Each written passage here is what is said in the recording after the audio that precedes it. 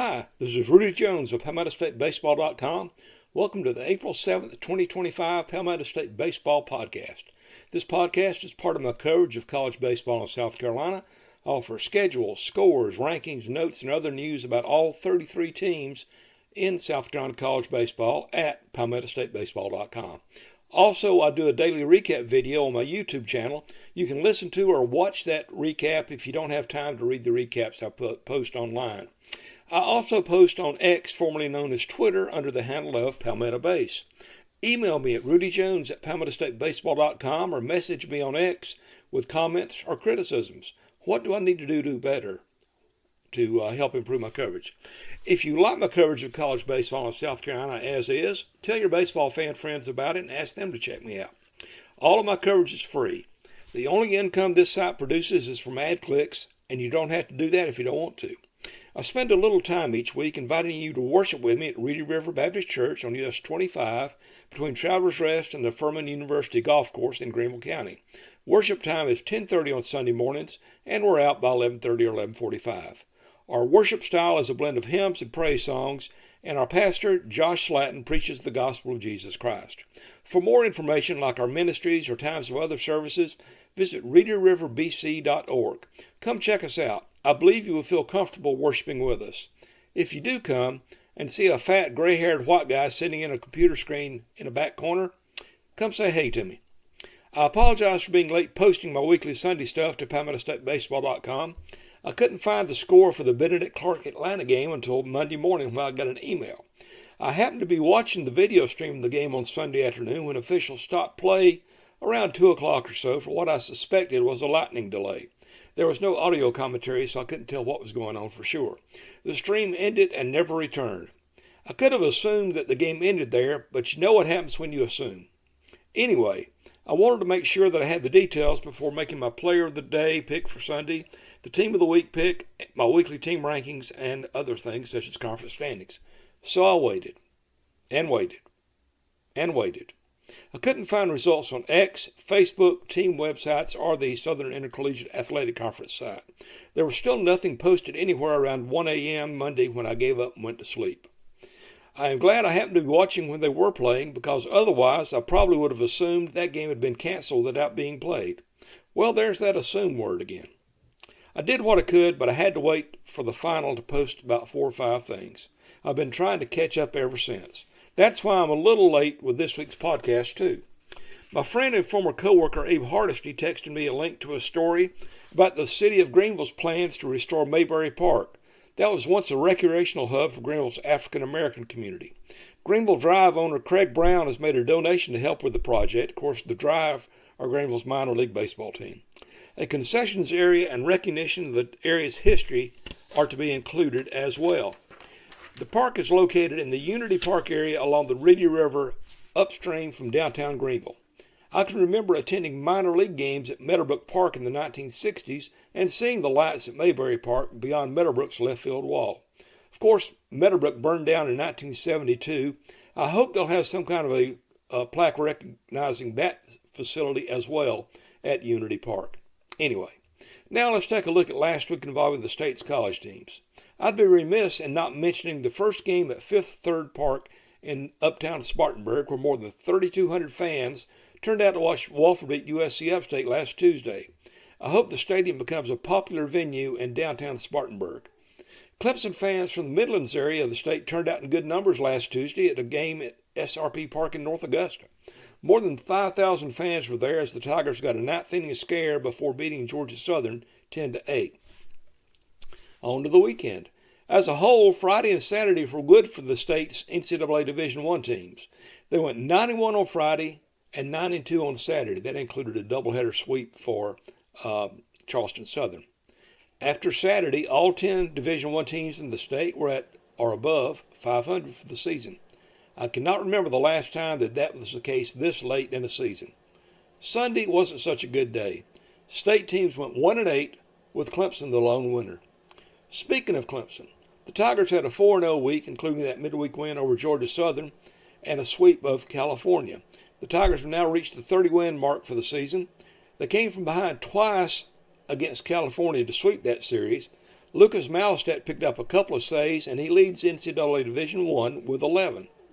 Coastal Carolina had a 3-1 week and has been getting phenomenal pitching. In the last 8 games, the Chanticleers have had 1 shutout, have allowed 1 run 4 times, 2 runs twice, and 3 runs once. Amazingly, they're only 6-2. That's because their 2 losses came by shutout. The Chanticleers have a 3.26 staff ERA led by Jacob Morrison's 1.90 mark.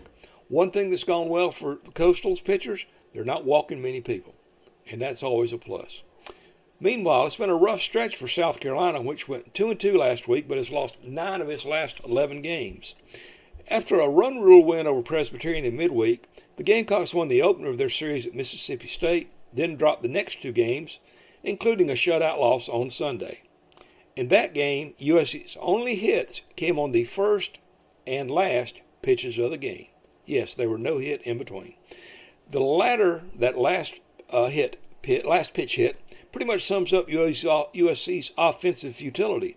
Blake Jackson got a 2-out hit in the 9th, stretched it into a double, and then was tagged out for oversliding the base to end the game.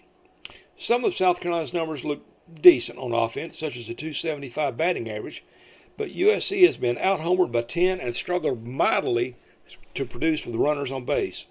There's also been no one to protect Ethan Petrie in the lineup, so his bid to become the program's career home runs leader faces an uphill challenge as opponents pitch around him.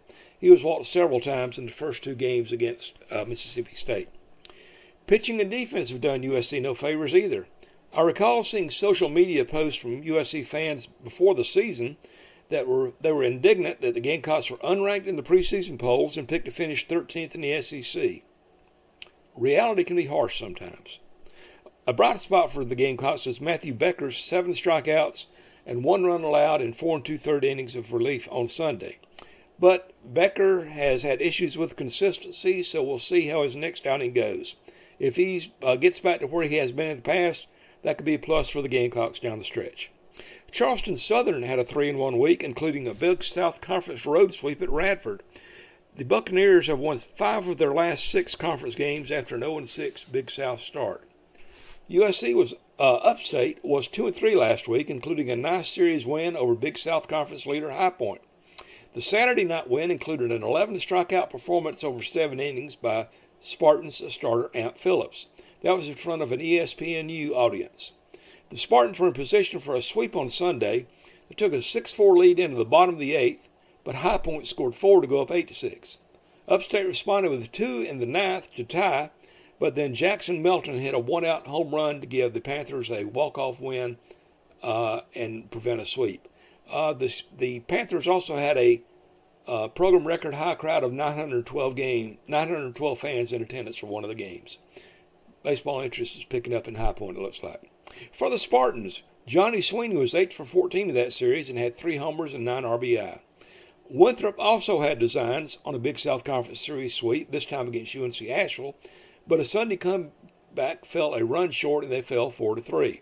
The Eagles, who were 3-2 for the week, had an 8-run 7th to overcome a 6-run deficit in Saturday's game. They went from down 9-3 to up 11-9, and that's the way the game ended. Presbyterian had a 2-2 week. They got 2 wins over Longwood in the Big South, then could not close out the sweep. The Citadel was 3-1 last week. They got a midweek win over Winthrop, and won the first 2 games of a non-conference series at Western Michigan before getting 1 hit on Sunday's game and losing 6-0. Thomas Rollauer got a 4th-inning triple for the only Bulldogs hit in that game. It was still a tight game, 2-0 going to the bottom of the 8th, when the Broncos scored 4 runs. College of Charleston was a midweek winner over Charleston Southern before winning 2 of 3 at Monmouth, and they're now above 500 in the Coastal Athletic Association at 5-4. Wofford was 1-3 last week. They after that win over Upstate, they got run ruled twice by Samford en route to being swept in Southern Conference play. Francis Marion continues to be hot in NCAA Division II. They went 4-0 last week and has now won 11 straight games. Ronaldo Houston had his 2nd consecutive shutout to open the Conference Carolina Series, this time against Emmanuel. North Greenville is surging as well. They swept a slumping Mount Olive team in Conference Carolina's play and have now won 8 straight games.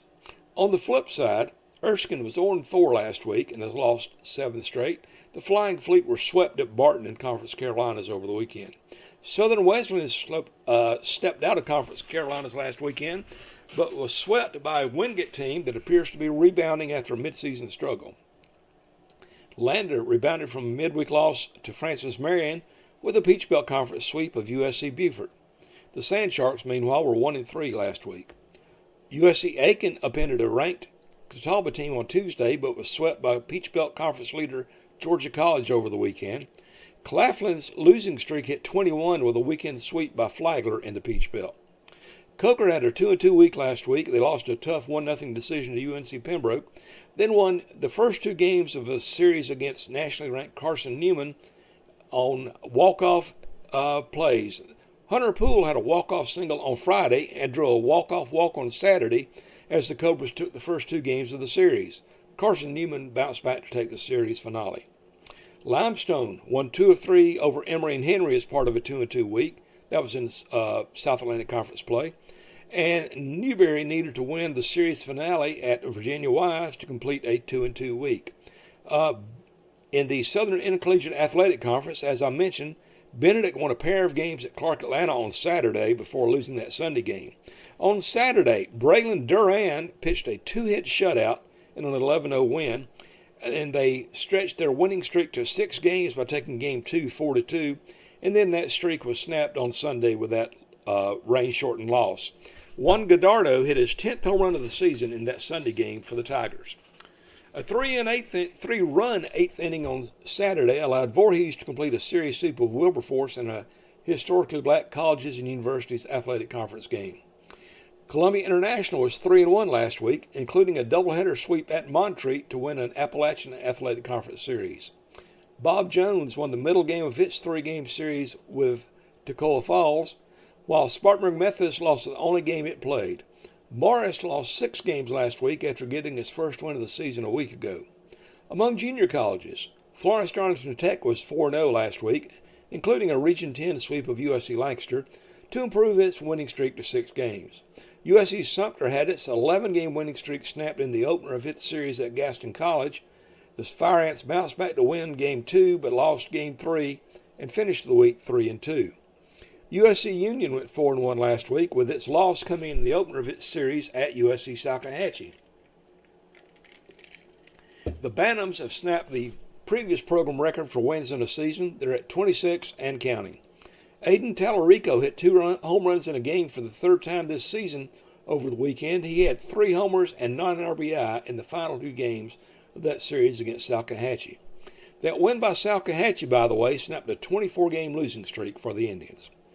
I named Francis Marion my team of the week from March 31st through April 6th on the strength of its 4-0 record and 11-game winning streak. Clemson remained number 1 in my Palmetto State baseball rankings for Division I team, with North Greenville staying number 1 in Division II, Columbia International atop the NAIA and National Christian College Athletic Association rankings, and Florence Darlington Tech atop the Region 10 or Junior College rankings. I did hop Francis Marion over Lander into 2nd place in my Division II rankings. Now on to the conference standings. Clemson has moved into 1st place in the ACC with a 9-3 record. The Tigers are a half game behind Georgia Tech, who is 11-4, but the Tigers are percentage points ahead. And remember, if they wind up tied at the end of the season, Clemson won the head-to-head series. Do you think South Carolina baseball fans would have been feeling good about things if they were told before the season that the Gamecocks would be a game behind Texas A&M and a game ahead of Florida in the SEC standings after 4 weeks of play? Well, that's the situation. But the Gamecocks are in 14th place at 2-10. A&M is tied with Mississippi State for 12th place at 3-9, with Florida in 15th at 1-11. Arkansas and Texas share 1st place in the SEC at 11-10, with LSU a game back at 10-2. Coastal Carolina, Georgia State, Southern Mississippi, and Troy are tied for 1st place in the Sun Belt Conference at 8-4. High Point leads the Big South with a 9-2 record. PC is a half game back at 8-4, while USC Upstate and Winthrop share 3rd place at 5-4. Charleston Southern is 5-7 after its recent sweep of Radford. Samford rode its SoCon sweep of Wofford into a first-place tie with UNC Greensboro at 4-2. The Citadel is at 3-3, while Wofford is at 2-4 with 15 conference games remaining. At 5-4, College of Charleston is in a fourth-place four-way tie with Campbell, Delaware, North Carolina A&T for third place in the Coastal Athletic Association. They are 2 games behind Northeastern, who is 7-2, and a game back of William & Mary, who is 6-3. Among NCAA Division II teams, Francis Marion has won its last 9 Conference Carolinas games to take over first place at 18-6. Young Harris is 15-6, while North Greenville, Barton, and Belmont Abbey share third place at 17-7. Erskine is 7-14 in the conference, and Southern Wesleyan is 5-16. Lander and North Georgia are tied for second place in the Peach Belt Conference at 15-3.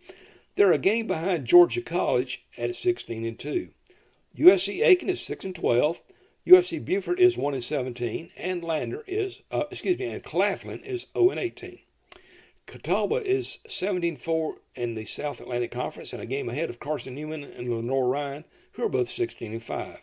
Limestone is in fourth at 13-11. Coker is at 11-10. Anderson is 10-11, and Newberry is 9-15. Spring Hill leads the Southern Intercollegiate Athletic Conference standings with a 21-2 record. Benedict is in sixth place at 13-10.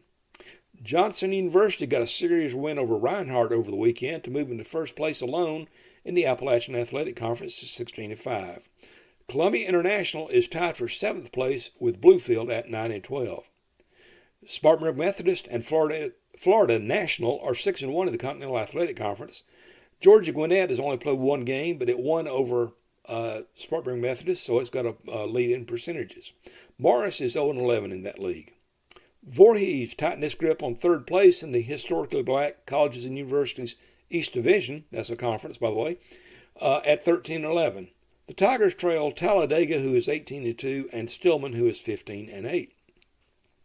Florence Darlington Tech has pushed its Region 10 lead over Gaston College to 5 games. The Rhinos are 13-8. 9 games left in the season. Conceivably, Florence Darlington Tech could clinch the top seed this coming weekend, but it's not very likely. USC Lancaster, USC Sumter, and USC Union all share third place at 10-11, while USC Salkehatchie is at 2-19.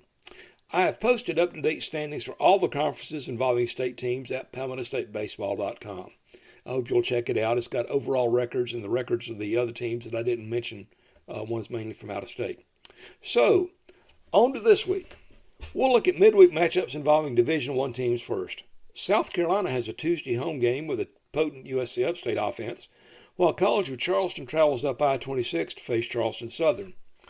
Presbyterian has a Tuesday visit to number 7 Georgia at Foley Field in Athens. That'll be a challenge.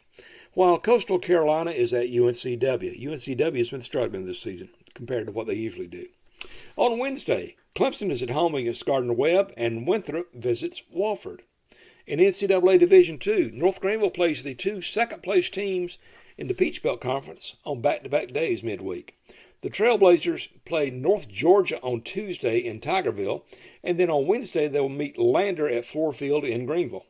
Also on Tuesday, Limestone is at Anderson, Francis Marion is at USC Aiken, and Columbia International travels to Spartanburg Methodist. That Limestone-Anderson game, by the way, does not count in the South Atlantic Conference standings. They did this earlier, had a non-conference game at Limestone. Newberry has a neutral site meeting at Mount Olive at Carolina Bank Field in Florence. Other state teams at home on Tuesday include Bob Jones, UFC Beaufort, and Voorhees. Florence Darlington Tech has a Wednesday visit to the Columbia International Junior Varsity team. Also on Wednesday, the Conference Carolinas Developmental Tournament, that's the junior varsity teams for those programs. That tournament begins with pods at Francis Marion and Southern Wesleyan. Winners advance to the finals next week in Florence. The weekend begins early for South Carolina as the Gamecocks visit Texas A&M on Thursday. The Aggies were consensus preseason number 1 nationally, but they've struggled for most of the season. They started out 1-9 in the SEC as an example. They are, however, coming off a Saturday doubleheader sweep of then number 1 Tennessee. The Aggies hit 11 home runs in those 2 games and won them both by lopsided margin. Just what the Gamecocks need, playing a team that's hot. South Carolina quite likely needs to go 10-8 or 11-7 over the final 6 SEC weekends to have any case for an at-large bid to the NCAA tournament. Catching the Aggies when they're hot is not conducive to that. The state's other Division I series begin on Friday. Clemson has an ACC homestand with Stanford, which is 5-10, and the Cardinal is coming off being swept by Georgia Tech. Coastal Carolina and Georgia State, two of the four teams tied for first place in the Sun Belt, face off in suburban Atlanta. In the Southern Conference, the Citadel and Wofford face league co-leaders Sanford and UNC Greensboro, respectively, in Birmingham and Greensboro. College of Charleston has a Coastal Athletic Association home series with Delaware. That's one of the three teams that share second place with. Sorry, got a little cough. In the Big South, Winthrop and USC Upstate square off at Harley Park as former Spartans coach Mike McGuire returns to coach against former assistant Kane Sweeney. Charleston Southern has a non-conference series at Mercer, while Presbyterian has a rarity to have a weekend off. One of the top series in Division II this weekend has Peach Belt Conference leader Georgia College at Lander at Dolney Stadium in Greenwood. Excuse me. Claflin is at UFC Beaufort, with both trying to have some success. Francis Marion has a Conference Carolinas test at UNC Pembroke, while Coker and Anderson try to climb the South Atlantic Conference standings in a series at Memorial Stadium in Anderson. North Greenville and Limestone share host roles for a non-conference series. Friday's game is at Gaffney's Founders Park, with Saturday's game a doubleheader in Tigerville. Florence Darlington Tech has a Region 10 home series with USC Salkehatchie, while USC Sumter is at USC Lancaster, and USC Union plays host to Gaston College at the ballpark in Jonesville. Other state teams at home this weekend include Columbia International, Erskine, and Spartanburg Methodist, while Bob Jones has a 3-game series against Alice Lloyd at the Red Owens Complex in Easley. Those teams had a neutral site series in Tennessee last month, with the Bruins winning 2 of 3 games. The entire state schedule, including times, is always available on the calendar at PalmettoStateBaseball.com. If you enjoy my podcast and other coverage of college baseball in South Carolina, please tell your baseball fan friends about it and ask them to check me out at PalmettoStateBaseball.com. Also, let me know what you think I could do better. I submit baseball is the greatest sport God ever allowed to be invented, and I want my coverage to match that. Email comments, compliments, criticisms, or suggestions to me at rudyjones@PalmettoStateBaseball.com, and you can also follow me on X or message me on X under the handle of Palmetto Base. As a reminder, I invite you to worship with me at Reedy River Baptist Church, 871 North 25 Bypass between Travelers Rest and the Furman Golf Course in Greenville County. Worship time is 10:30 on Sunday mornings. I hope you will discover that we are a friendly church and will want to worship with us regularly. Learn more about our church and our ministries at our website, reederriverbc.org. Thanks again for listening to the April 7th, 2025 podcast for PalmettoStateBaseball.com. This is Rudy Jones of PalmettoStateBaseball.com saying, it's a beautiful day for baseball. Let's play 2.